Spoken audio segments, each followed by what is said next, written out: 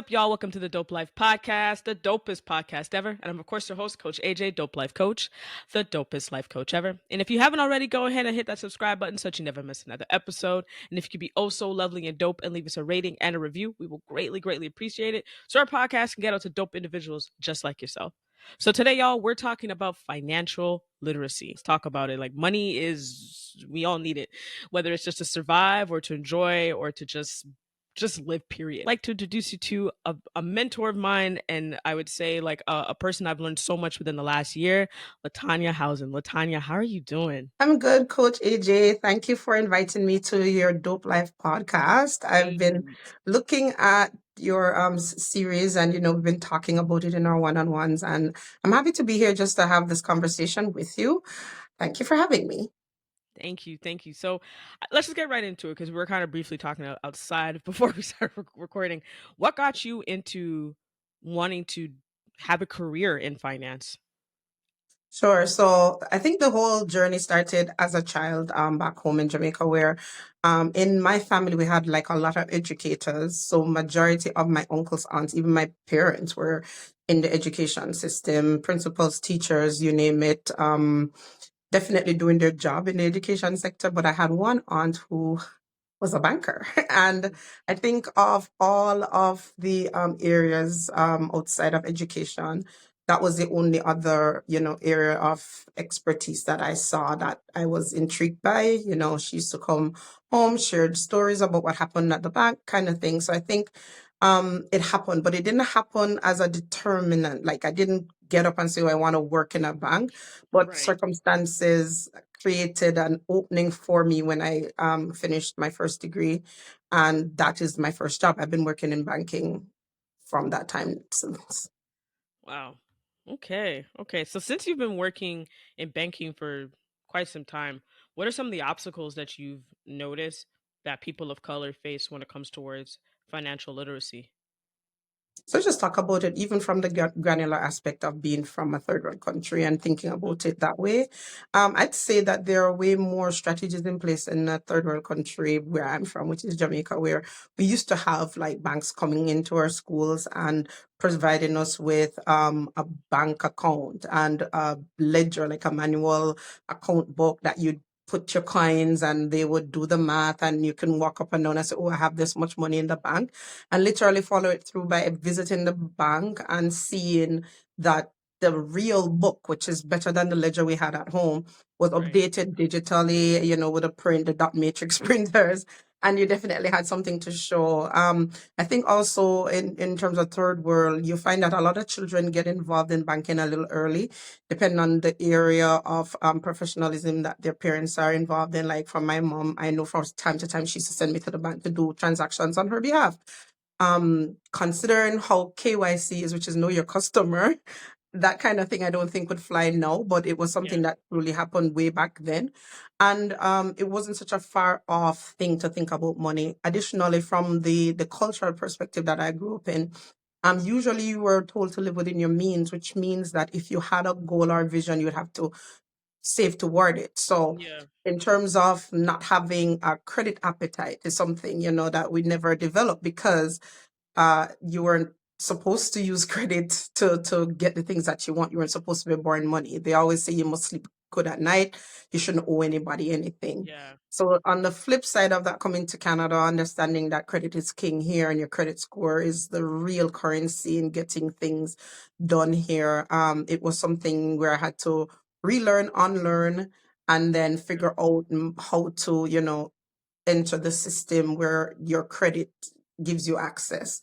And I think coming to Canada from a third world country, I thought I was behind the eight ball, but working in banks here and talking to customers who come through the door, and it doesn't matter what color of the skin, we find Right. that there's not a lot of knowledge about how to manage finances, how to budget, how to Hmm. save, how to, plan for the future, what vehicles are good for you, what things to avoid. It was so surprising to know that Yeah. since this is the way that the culture is situated, that there wasn't a lot of support. I was surprised that in the schools, students weren't learning a lot about credit because majority of the persons I'd have met, especially when they're opening their first tax-free savings account when I was in my advisor role, the younger people, you would find that they already had bad credit because they got a credit card in at the end of their college or Yeah. university situation, and they didn't understand what it meant, and so they're starting life out with a bad credit report, and trying to figure out how to fix that so that they could move on to other things in life, like buying the first car or the own home eventually. Yeah.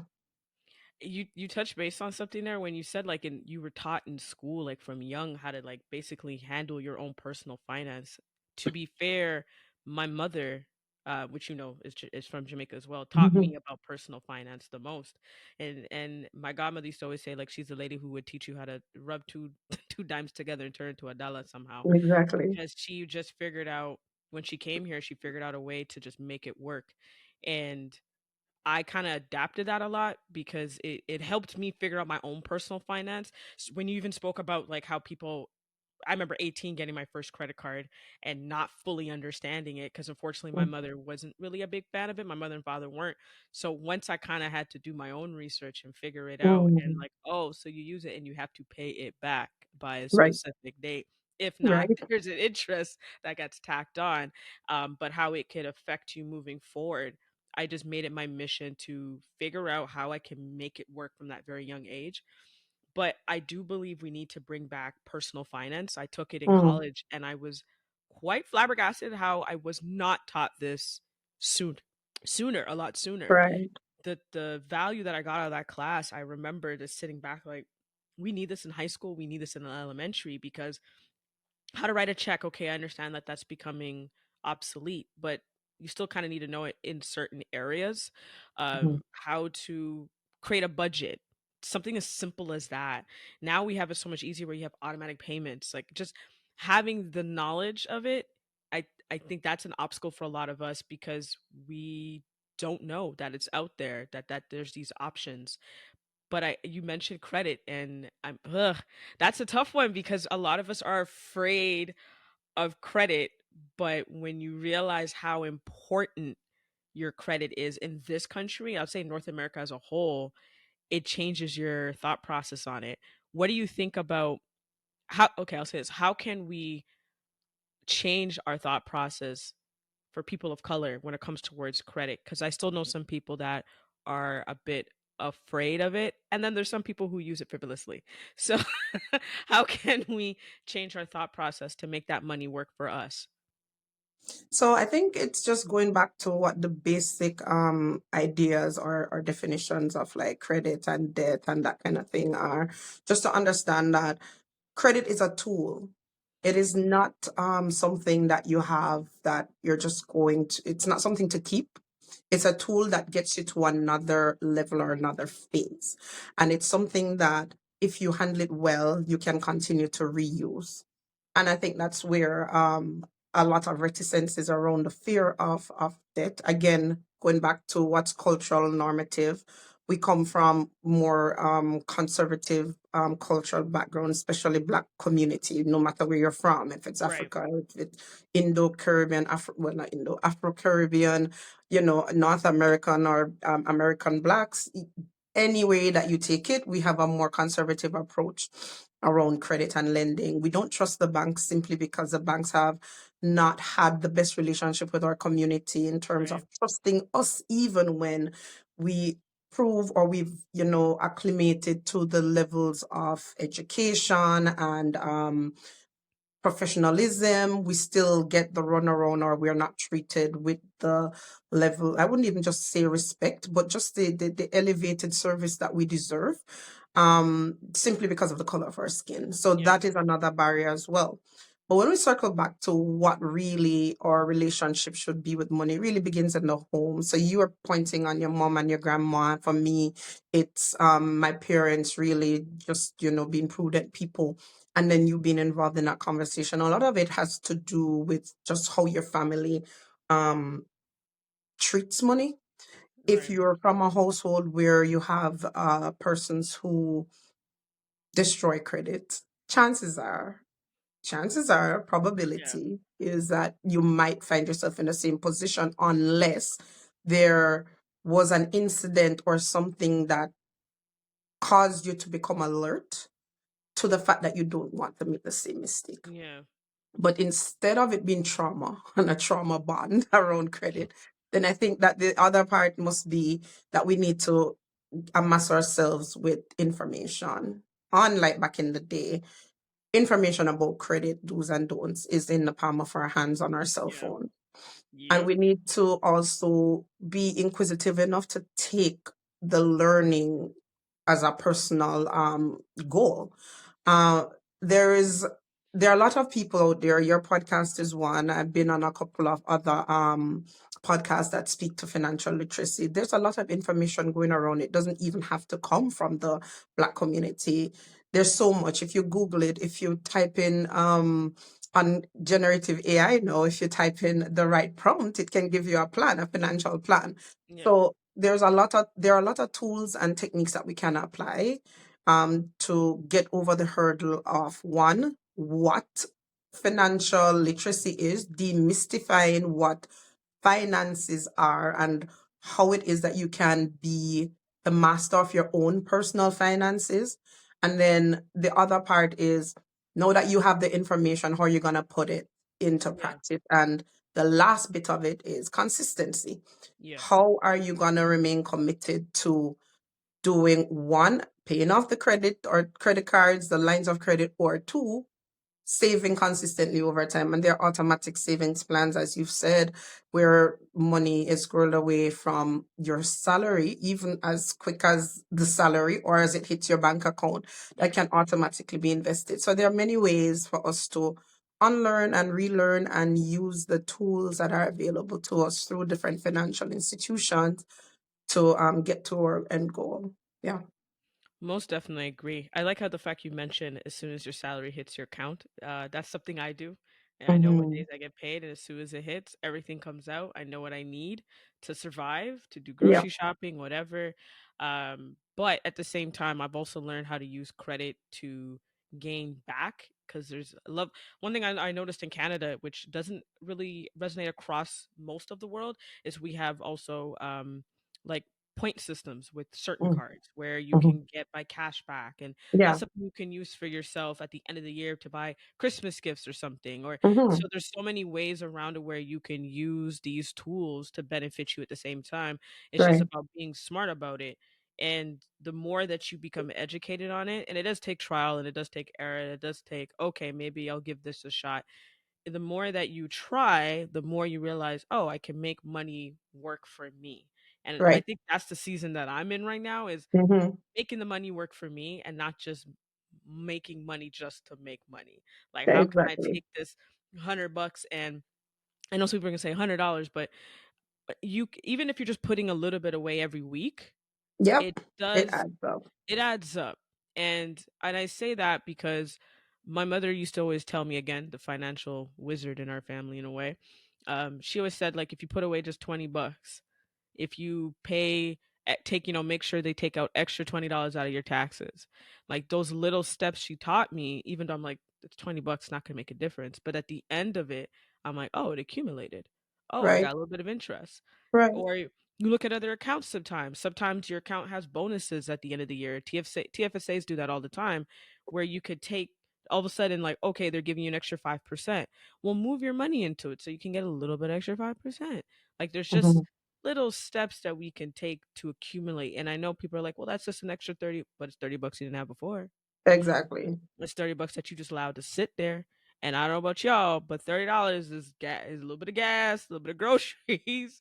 Like, Hmm. you know what I'm saying? That stuff does add up. And I like the fact that you mentioned some tools like AI. As much as we may run away from it, as a community, I think there's ways that it could benefit us in so many ways. Like, I've Hmm. used AI to figure out how to save a certain amount by the end of the year, and it breaks it down for me.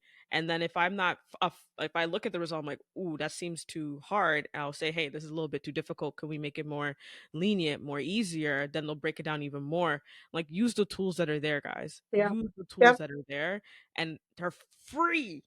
They are Exactly. free. Exactly. Free information. Yeah. And if you're not trusting yourself at all with what you've read, it's always good to get a second opinion. Ask a professional. Yeah. There's so many people within the bank, outside of banking, that have a good handle on finances and what you should be doing, especially around portfolios. They can tell you, give you ideas around your personal circumstances as well, because we can always look at our neighbors, but we can never ever know what our neighbors are really doing. Like, I know a lot of people who've gotten, especially in Black community, advice from people in their circle to tell them, oh, this is what I did and this is what I got. And then they come to where I work and say, hey, but you did this for my neighbor and you're not doing it for me. And I'm like, but your neighbor's circumstances Yeah, are are different. different from yours. So Mhm. that is also a part of it too, like trying to understand your unique set of circumstances. And Yeah, in doing that, like, to be honest with you, the best launch pad for it would be budgeting. yeah, Budgeting tells you everything. It tells you where you have opportunities to save. It tells you where you have leaks. yep. Let's think about like certain, habits like coffee drinking, vaping. Let's think about Subscriptions. going out, subscriptions, going out for Yeah, brunches and lunches, and we have to have a particular brand of something on our bodies. Those things add up over time. yeah. And are these needs or wants? And if it's a want, why do we want it? Is it because you're trying to impress people who really don't care? Yes, they Mhm. glance at you and they see you with the brand name cup of coffee, or they see you with a particular insignia on your clothes. Yes, they see it, but they literally don't care. They only care if they see you in it twice, which is not making sense. You know what I mean? You know what I mean? So when it comes on to money though, it's just like really serious talk about you just getting to square one with yourself, Yeah. and recognizing too that you're not in a comparison situation, you're not in a race with anybody else, you're just trying to build better for the next time. So you're in a comparison situation with where you were, and you're in a race, I'd say, to surpass what you have now. That is how you should look at finances, in my opinion. And just on there's so many ways you can do the budget. I've done pen and paper. I've done Hmm. Google Sheets. Google Sheets is free, guys. They have Yeah. budgets on there. But I will say this, be 1000% honest when you're making your budget. Don't be like, I'm not gonna include that. No, no. Add it in because Every now single you thing. yeah, because then you get a full overview of where you're spending your money. I do go over my full budget every week now. But I also go through it also quarterly to see like where my money went. And when I looked at my budget and I was like, something's not right here. Something's not right here. And I noticed I had so many subscriptions that I didn't even know I had. I knew I had them, but I didn't know I was paying the price I was paying for them. And these are not just subscriptions like just Netflix and stuff. These are also for my business as well. So I was kind of looking at things like, okay, we need, because when you tally that up, my subscription column was quite large. So there were some Exactly. things that I had to look at it and say, am I using it right now? Can I pause it? And for example, I have Audible, great thing. Mhm. And I realized I had four credits I had not touched, and it was about to renew again. And I'm like, let me just pause it. Let me finish up these credits, and then I'll start again. Because if Mhm. I'm like that adds up $15 every week, every month. That's a That's a adds lot of up. money. Right, so I said, "Let me just use these credits real quick, and then I'll get back into it." I play video games, but because I've been so busy lately, I haven't been playing video games online. So I just said, "Let me pause that for a moment." But it's just reevaluating where you are in your life could actually save you money. It's just True. taking a step back and saying, "Maybe I'm not using this right now," and they don't mind you pausing it. It's okay. And also ask yourself if you're really utilizing it. Is as you Right. said, is this a need or a want? And many times now when I buy something, I ask myself, pause, Arlene, is this a need Mhm. or is this a want? Because Yeah. coming from a person who was $30,000 in debt and paid it off, I never want to go back to that. Well, I, there you go. I always look at it like, trust me, I'm not perfect even now, but I always look at it now like, wait a minute. And for those who go to Costco, I'm talking specifically to you because that place It's a $300 walk. You're doing a easy, $300 walk in Costco easily easy. with Like nothing to show for it with in the end. nothing for I I had to literally start making a list going into Costco because Mm-hmm, and I say, mm-hmm. "Stick to the list. Stick to the list. We only need these 4 items. We're gonna get them. Right, We're gonna walk out." But it's also having those conversations with yourself, like, is this a need or a want? And at the same time, am I filling an emotional, bucket right now? And if I am, how else can I take care of it without spending 3 or $400 on something? Because, kid you not, it's just gonna sit in a corner and you probably won't use it. right. So really ask yourself, is this a need or is this a want? Kind of segueing into housing, which Mm, there's like obviously this debate between owning and renting. mm, And as a renter who would love to be a homeowner at some point, I commend all my people who are homeowners. Nothing against them at all, nothing against renters. But I mm. think we need to humble ourselves and understand having a roof over our head in this economy is a beautiful gift. Yep. And if you are getting to the point of home ownership, Mm, that's also a fantastic, huge accomplishment, and mm-hmm, we're all mm-hmm. proud of you. What tips can you give for a renter that is trying to become a homeowner and a homeowner that's now so new to it that, because like we hear about house poor. So what kind of tips can you give? I know I laugh at that, but it's true. We do say like, Mm-hmm. "Oh, you're about to be house poor," and it's like, "T okay, thanks for taking away the The happiness." joy. Yeah. So what kind of tips can you give a person that's trying to save from a renter to a buyer and a person who's just a new homeowner and how they could manage like the first year of being a new homeowner?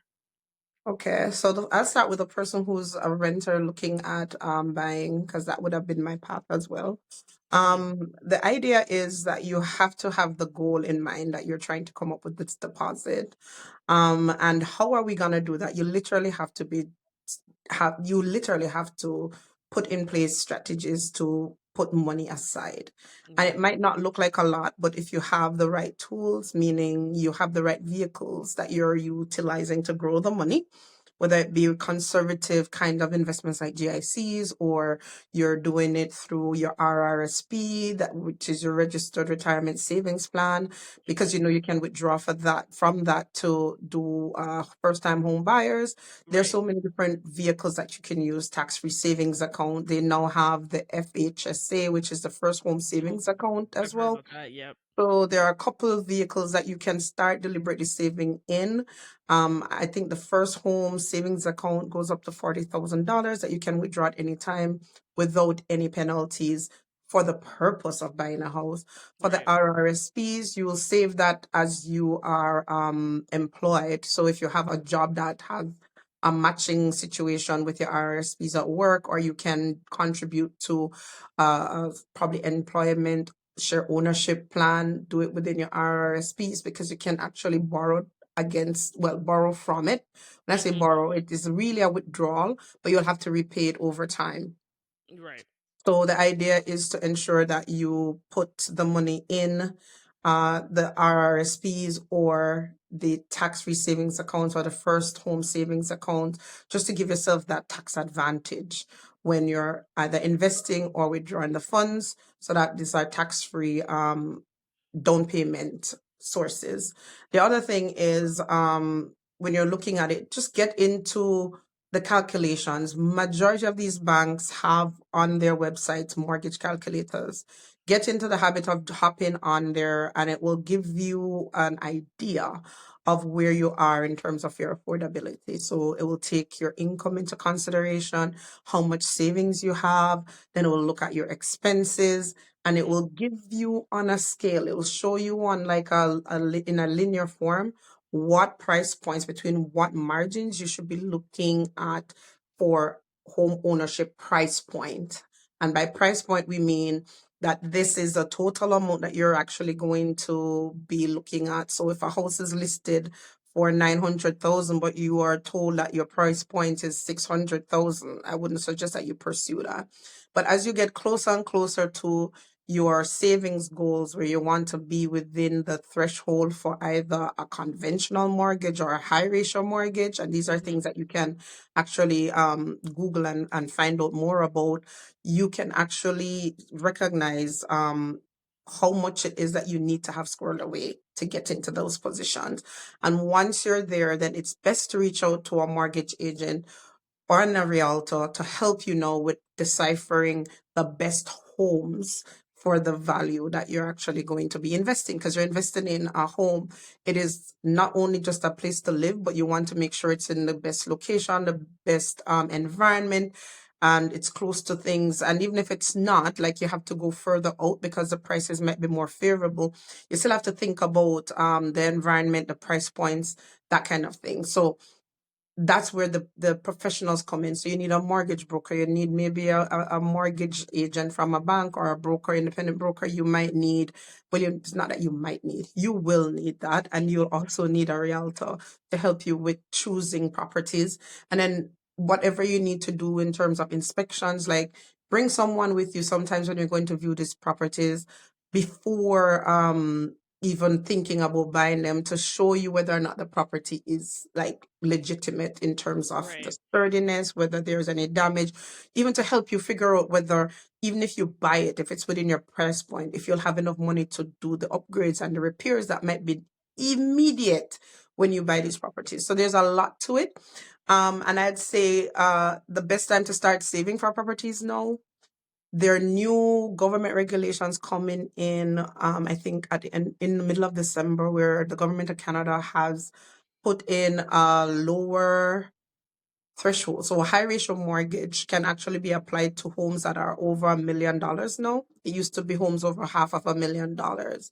And I think that the amortization might go up to 30 to 35 years, which means that yeah, it sounds like we're going to have a longer time in debt, but if you know how to do Manage it. Yeah. this process, you'll find that it's not as bad as that. And that gives persons the ability to afford the home. So if we're looking at affordability, then we're thinking about a longer amortization while it's more interest paid to the institution. So we're going to be real here. It also means a lower monthly payment for you, which could then give you some breathing room. So that's where we transition into the house poor situation. So you bought this house, and year one, month one, you're now finding out that, okay, I'm in a bigger space or a smaller space or whatever space you have. There are certain things that are endemic. If you're buying a condo, then you might have condo fees that you're not used to on top of your mortgage. You don't know whether or not, say, for example, if it's a condominium, air, water, those things you have to figure out in your purchasing, whether these are included or other costs. Parking might be a cost, a locker might be a cost. So you have to make sure that you know all of this. If you're buying a house, which might be a detached, semi-detached, then think about all the things that come with that, your land taxes. You're thinking about the new furnace, like everything that needs to go into that house, your new heating, everything that's brand spanking new, and whether or not you can cover all of those expenses in the income that you have. So a lot of people now are looking for homes that, if they're going full on to a whole house, they want to have the basement either empty so that they can renovate it to create a secondary living space there, Right. or they literally just try to cover the expenses on their own, Yeah. or they move in extra family. So we have to think about it in smart ways.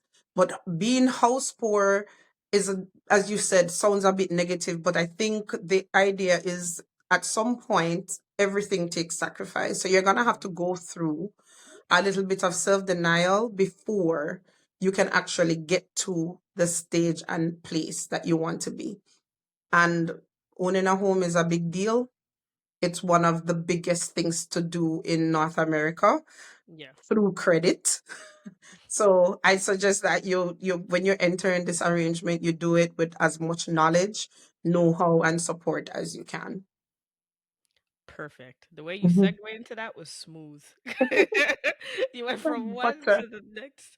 It was smooth. But yeah, I don't like hearing house poor. I think it takes away the negative. It puts negativity on such yeah, a joyous occasion of whether you, even if it is owning, or moving into your first apartment, coming from your parents and then saying, "Oh, you're get ready to be house poor." I remember hearing that, and I was like, "Well, that doesn't really. I mean, this is my first place. Like, an can I asset. just, It's an asset. It's yeah, an like asset. it's just it's a beautiful thing. Like, Hmm. and for those who rent also understand that you're nothing less. You having No. again having a roof over your head is a beautiful gift. It's a Yeah. beautiful, beautiful And if gift. you want to get a check on how gratitude works, I suggest you go and volunteer at one of these food banks or volunteer at one of these shelters, and you'll Yep. really understand how privileged you are. And know that is not the ideal state. And I really understand too that we're in an inflationary crunch in North America, especially Canada, and you'll have conversations more often than not about how things have changed and things are harder. But we have to be determined to get the best out of every scenario that Yep. we're facing. Even if you're not able to move after that house immediately, you still have to think about it as a goal. You have to keep it in Yep. mind. And even if you have to defer the dates that you have set as a end goal for yourself, I mean, change is always with us. Yeah. It's a dynamic, our lives are dynamic. And pushing the goal a little bit further out just to make sure that you are ready is also not something to be ashamed of. Nothing And wrong with it. outside of that, if it's only fear that's holding you back, jump in. There The you best go. time to You do it heard is it. now. You Overcome the heard fear. it. Yeah. Exactly. Overcome the fear. Last question I'm gonna ask you, and I ask every Mhm. guest that's on this podcast is Mm. what makes you feel the most dope? Like what makes Latanya feel good? There's so many things. First thing that comes Mhm. to your head. What Oh makes you feel dope? man. Or you can say a few, whatever you Oh decide. man. But feeling dope comes from a place of service. I'm not trying to be altruistic either. It's just real. It doesn't even have to be a major contribution to anybody. It's not something that I need to get you to like, oh, Latanya did this for me kind of thing either. It's just being of like of use to somebody, Mhm. connecting them with somebody else, giving them some information that opens the eyes to another, viewpoint. I think my children are my best experiments that I have. So when I think about dope, I think about how I get to like share information with them and see, well, when they were younger, how it would give them aha moments. Now it's more of a negotiation in perspective because they're teenagers, but it's still like open dialogue and conversation around, Yeah. things that are happening around us. And I get to almost relive my existence through the eye of my parents and thinking about how they literally saw me as a child being inquisitive as well. And just having that opportunity to like break down the things to my kids to make sure that they understand a little bit more and have a little bit more information, empower them, so to speak, Mm, in terms of just the facts around credit, banking, investing, assets, that kind of thing. I think is a superpower that I enjoy having. mhm. And yeah, doing that on a larger scale, I guess that's what my job is too. If you get Yeah. to know who I am, that's my job too. So on a larger scale, I do it. So I think that's the most dope thing. I Changing love people's lives and circumstances and perspectives and seeing them succeed because of it. Yep. and That's it. being of service to Yeah. them. I think that Yep. yeah, that is dope. You're absolutely correct. Well, I want to thank you for hopping on the podcast. I appreciate Mm, you, and I'm sure you'll be on it again where we can dive back into some more literacy. Why not? Why not? why Uh, not? Thank you all for tuning in to another Dope Life podcast episode. I will see you next week. And as always, go ahead and share this, like this. Let's get people more involved in their financial literacy in 2025. And as always, y'all, walk with peace, walk with love.